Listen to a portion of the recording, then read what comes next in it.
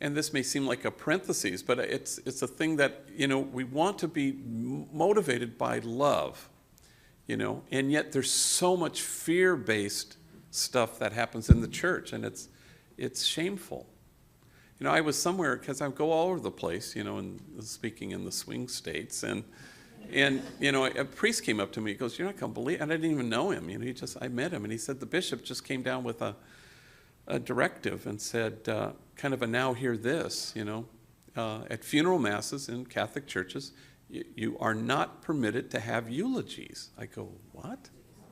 I mean, none. It's not like have it at the end or have it somewhere. You cannot have them.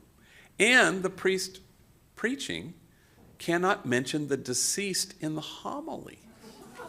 Now, again, cuckoo bird. I mean, I don't know how you could defend it. But I look at it and I go, well, where is that coming from? Is it coming from our motivation is how do we make funeral masses, a more powerful experience for people? Of course, there's nobody on the planet who thinks that's the motivation. It's fear. What if, I don't know, the resurrection gets short shrift? I mean, are you serious? Eulogies will kind of get people, again, fear is the opposite of who Jesus is, and we got to always remind people. And frankly, if you go back to the original Latin and you translate it into an English that no one speaks in the English-speaking world for our liturgy, I can't speak it as an English major. I can't say that sentence. We pray, beseech thee. I don't know what. I can't do it. Because I know where it's come from. It never once came from a motive that said, how can we make this a good experience for people? It was fear. What if people forgot that the Eucharist was sacred? And so you translate from the original language into an English that nobody speaks in the English-speaking world. And that's disheartening. And it's because we're afraid of the incarnation.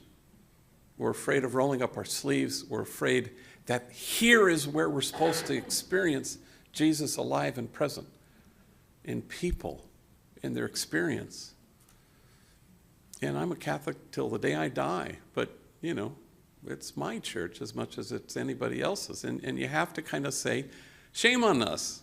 We can't be motivated by fear. And you couldn't make a case that move to change the language in the liturgy wasn't, of course, motivated by fear. What are we afraid of? And so bark up the wrong tree, I think, Go ahead and say it. And the hierarchy will follow us, probably.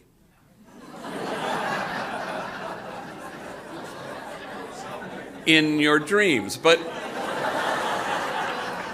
it doesn't mean you stop, And I always, a story I wrote about was, a kid who has just been texting me, is in rehab now, and he was a kid named Robert who was abandoned by his family, and just the nicest kid. And he worked for me on our graffiti removal crew when we had it, and I remember it was New Year's Day, and he calls me, as thoughtful as this was, as, "Hey, Happy New Year's." And I said, "Thank you, Michael. Thank you for calling me." Well, it was a kid, I thought, we just had a long Christmas break, and I said, "Hey, what you do for Christmas?" He said, "Oh, I was just right here at his apartment, crummy little apartment." I said, "Really, by yourself?" Because I knew he had no family. "Oh, no, I invited some of my coworkers, some of the homies from the graffiti crew, other guys who had no place to go." And he listed the names, and half of them were enemies from rival gangs. He had 7 over to his apartment. I said, "What'd you do?" I said, "You're not going to believe it. I cooked a turkey." I said, "Wow, seriously?"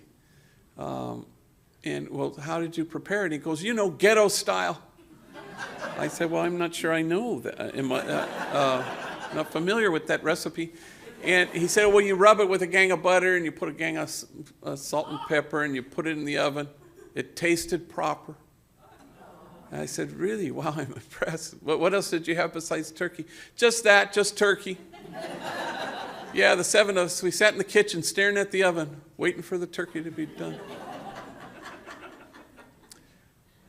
Now I ask you, try to imagine anything more sacred than 7 enemies sitting in a kitchen, staring at an oven, waiting for the turkey to be born. And that's what the incarnation is. And that's what the Eucharist is. And why in the world would we ever want to separate the sacredness of that turkey dinner from the sanctity of the Eucharist? No, we don't. We want to go like this with it. Yes, there it is. That's the Eucharist.